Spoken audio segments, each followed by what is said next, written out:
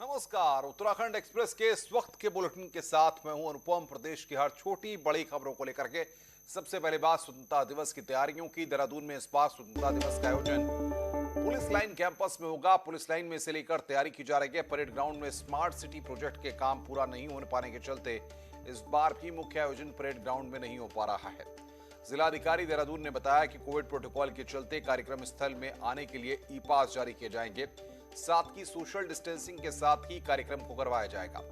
15 अगस्त को सीएम धामी लोगों को संबोधित करेंगे। साथ ही वे प्रदेश के लिए कई घोषणाएं भी कर सकते हैं।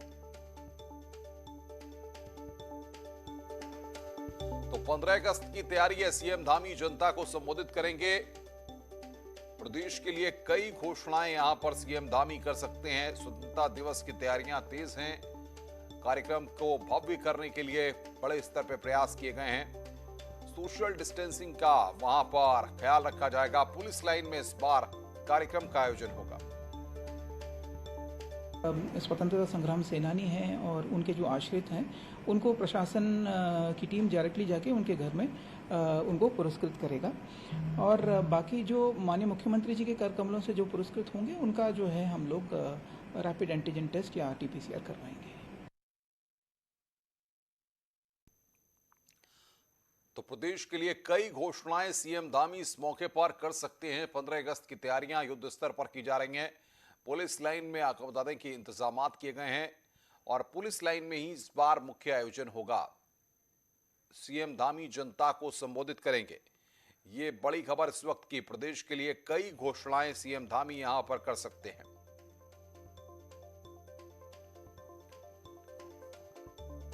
और सीधे रुख करते हैं भारती सकलानी का। हमारी संवाददाता देहरादून से हमारे साथ सीधे जुड़ी है। भारती, अगर बात करें कल की तैयारियों की तो क्या तैयारियां वहां पर आप देख रही हैं और इस बार का आयोजन कितना अलग होगा, कितना खास होगा?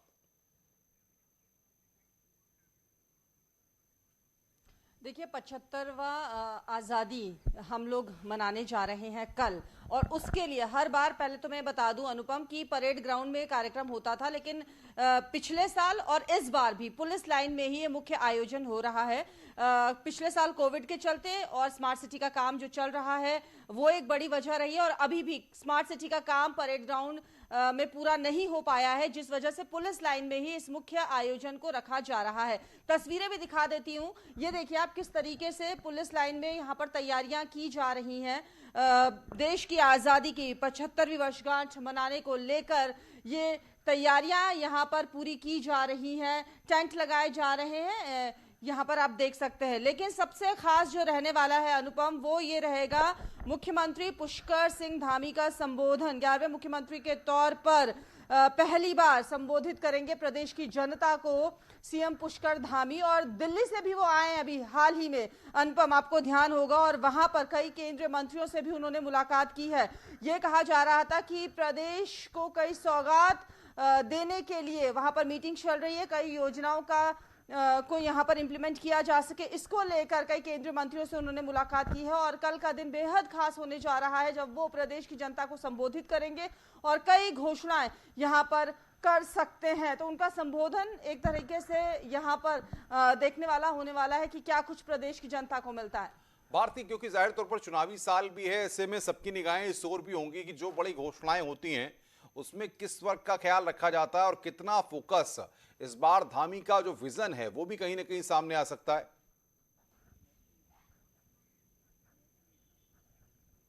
बिल्कुल, ये एक बड़ी बात है, और इसको लेकर पहले भी साफ कर चुके हैं सीएम पुष्कर सिंह धामी की नई घोषणाएं की जाएं उससे पहले ये जरूरी है कि पिछले 2 मुख्यमंत्रियों के द्वारा जो घोषणाएं की गई हैं उनको किया जा सके, क्योंकि अब 6 महीने का ही वक्त यहाँ पर कह सकते हैं कि बचा हुआ है, और उन 6 महीने में जो पुरानी घोषणाएं हैं वो इंप्लीमेंट हो जाए, उनको पूरी तरीके से लागू करवा दिया जाए प्रदेश में, ये सबसे ज्यादा जरूरी है। और इसी को लेकर सीएम पुष्कर सिंह धामी जो है वो काम करते हुए भी नजर आ रहे हैं। अनुपम, बिल्कुल भारती, आप नजर बना के रखिए, आगे भी हम आपसे अपडेट लेते रहेंगे। भारती सकलानी हमारी संवाददाता इस वक्त की बड़ी खबर पर हमें अपडेट दे रही थी।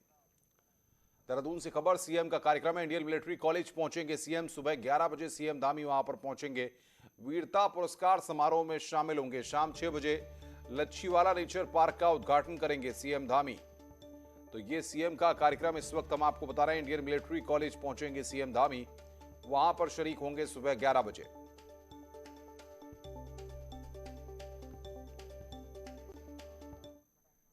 उत्तराखंड में अक्टूबर के पहले हफ्ते में राज्य में अन्नोत्सव आयोजित होगा। गरीब परिवारों को फ्री राशन दिया जाएगा। राज्य की 9,230 सरकारी दुकानों में राशन बंटेगा। केंद्र सरकार मई से नवंबर 2021 तक मुफ्त राशन दे रही है। पीएम मोदी खुद राशन पाने वालों से ऑनलाइन बातचीत करेंगे।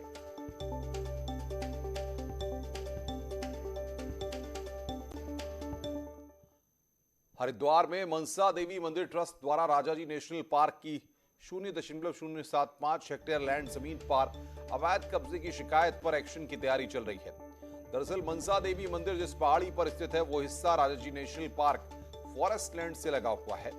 हरिद्वार निवासी वासु सिंह ने अपनी शिकायती चिट्ठी में आरोप लगाया था कि कुछ हिस्सा अतिक्रमण की जद में है। शुक्रवार शाम को वन विभाग की टीम ने मौके का जाकर जायजा लिया।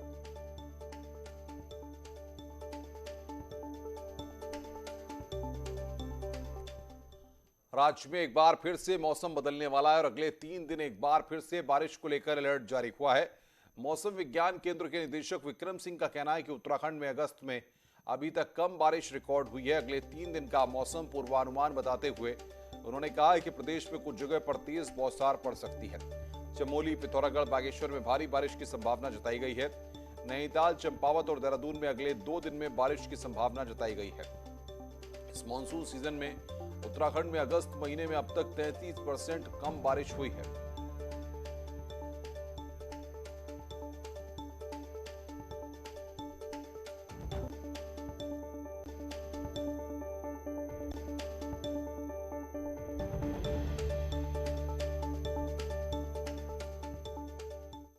अगस्त महीने में बारिश है वो एक्टिविटी थोड़ी कम रही है।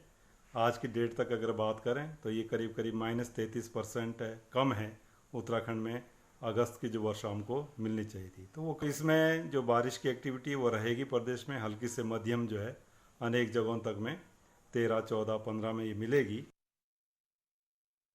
हाईवे पर देवप्रयाग के निकट धौलधार में सिलेंडरों से भरा ट्रक अचानक गहरी खाई में जा गिरा, जिसमें ड्राइवर और क्लीनर घायल हो गए। ट्रक क्लीनर ने किसी तरह सड़क पर पहुंचकर पुलिस तक जानकारी पहुंचाई, जिसके बाद ट्रक के अंदर फंसे ड्राइवर को किसी तरह ट्रक की बॉडी को कटर से काटकर बाहर निकाला गया।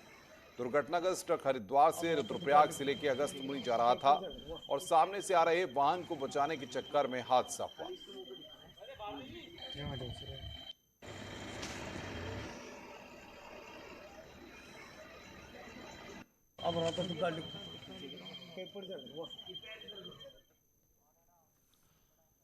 देहरादून में सीएम पुष्कर धामी ने 23 इंडस्ट्री के प्रतिनिधियों को चेक सौंपे। सीएम धामी ने इंडस्ट्रियल डेवलपमेंट स्कीम के तहत 35 करोड़ सब्सिडी के चेक बांटे हैं। सीएम ने कहा कि इंडस्ट्री को बेहतर माहौल देने के लिए सरकार तैयार है। इसके साथ ही सीएम ने कारोबारियों की समस्याओं को खत्म करने के अधिकारियों को निर्देश दिए हैं।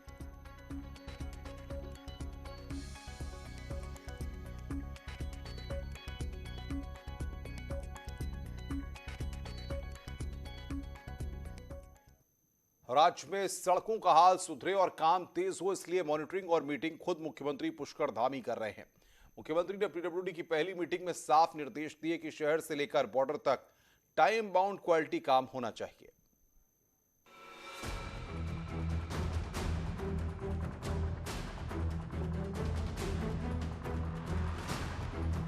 मुख्यमंत्री पुष्कर धामी ने सरकार संभालने के बाद पहली बार पीडब्ल्यूडी की मीटिंग ली और साफ निर्देश दिए कि शहर से लेकर बॉर्डर तक सड़कों को पैचलेस किया जाए, नई सड़कों का काम तेज किया जाए और केंद्र की योजनाओं पर तेजी से काम किया जाए। तो सबसे पहला तो उनका फोकस था कि किस तरह से सड़कों को पैचलेस रखा जाए ताकि कम्युनिकेशन आसानी से संभव हो सके। पुष्कर धामी सरकार में पहली बार पीडब्ल्यूडी मंत्री सतपाल महाराज को सौंपा गया, लेकिन बरसात के बाद सड़कों का हाल सुधारने के लिए वक्त कम है, इसलिए मुख्यमंत्री खुद मॉनिटरिंग कर रहे हैं। वहीं मुख्यमंत्री ने साफ निर्देश दिए हैं कि सड़कों की क्वालिटी पर खास ध्यान दिया जाए। एक तो कहा कि क्वालिटी इंश्योर करने के लिए, दूसरा उनका फोकस ये भी है कि किस तरह से सड़कें अगर बरसात में अगर जहां टूटी हैं वो पैचलेस कितनी जल्दी से जल्दी हो सकती हैं और किस तरह से भारत सरकार की योजनाओं का लाभ ले सकते हैं।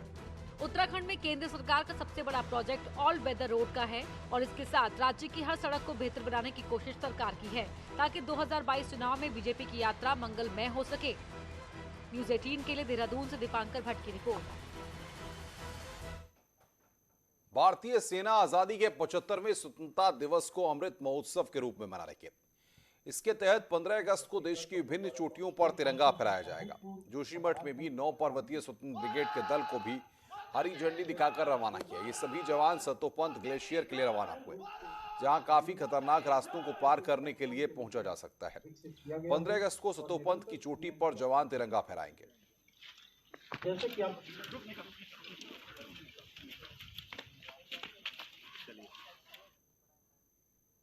पिथौरागढ़ में सेब उत्पादन की अपार संभावनाएं मौजूद हैं, जिसे देखते हुए अब उद्यान विभाग ने ऊंचाई वाले इलाकों को एप्पल बेल्ट के रूप में विकसित करने की कोशिशें तेज कर दी हैं।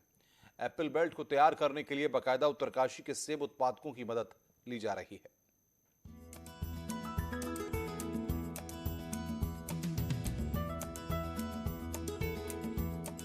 उत्तराखंड में उत्तरकाशी में सबसे ज्यादा सेब का उत्पादन होता है। हाई क्वालिटी का सेब पैदा करने के कारण उत्तरकाशी में हजारों लोगों को रोजगार तो मिला ही है, साथ ही एक पहचान भी मिली है।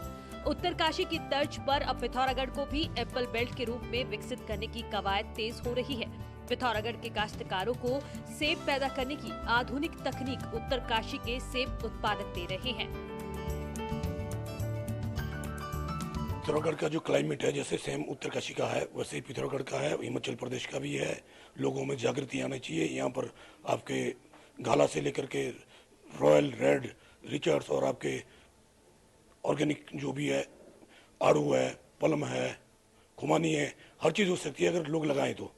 हिमाचल से लगा हुआ, जब वो लोग इस चीज़ में काफ़ी आगे बढ़ चुके थे, फिर धीरे धीरे हमने भी इस चीज़ को उन्हीं लोगों से सीखा। आज हम भी मतलब उनके कदम पे चल रहे हैं। तो उत्तरकाशी के सेब उत्पादकों की माने तो पिथौरागढ़ का मौसम सेब उत्पादन के लिए परफेक्ट है। यही नहीं, बर्फीले इलाके तो ए ग्रेड का सेब भी आसानी से पैदा कर सकते हैं। पिथौरागढ़ के कुछ इलाकों में काश्तकारों ने निजी प्रयासों से सेब उगाने में सफलता भी पाई है, लेकिन अब पहली बार सरकारी स्तर पर इस दिशा में कुछ हलचल दिखाई दे रही है। उद्यान विभाग चुनिंदा सेब उत्पादकों को उत्तरकाशी भेजने का प्लान बना रहा है। हम प्रयास करेंगे कुछ चुने हुए किसानों को इनके क्षेत्र में ले जाके विजिट कराने के लिए, जिससे इनके भी समझ में आए कि वहाँ किस तरह से प्रोडक्शन हो रहा है। पहाड़ों में बड़े स्तर पर सेब उत्पादन की राह में बिखरी जोत सबसे बड़ा रोड़ा है। ऐसे में जरूरी है कि सरकारी तंत्र को सबसे पहले इस समस्या का समाधान खोजना होगा। अगर ये संभव हुआ तो तय है कि पिथौरागढ़ में बेहिसाब सेब तो पैदा होगा ही, साथ ही लोगों को अपने घर पर ही रोजगार मिल सकेगा। न्यूज 18 के लिए पिथौरागढ़ से विजयवर्धन उप्रेती की रिपोर्ट। उत्तराखंड में इन दिनों टेक होम राशन योजना से जुड़ी तकरीबन 10,000 से ज्यादा महिलाएं महिला बाल विकास विभाग के खिलाफ हैं। आखिर क्यों है ये विरोध, आइए देखते हैं इस रिपोर्ट में।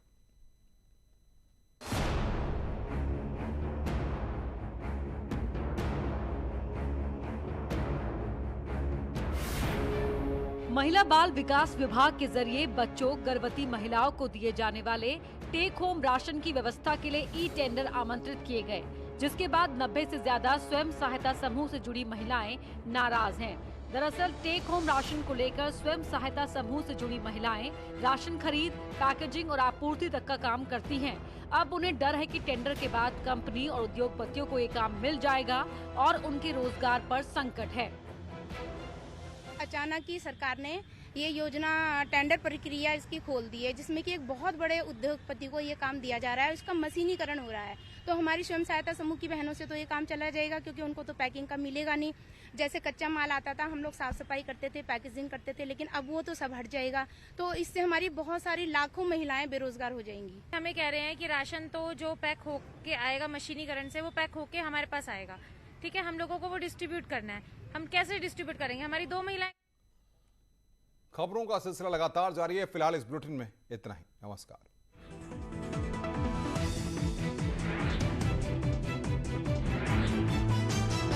धन्यवाद। नीता अंबानी ने कहा, कोविड से जंग में हम देश के साथ।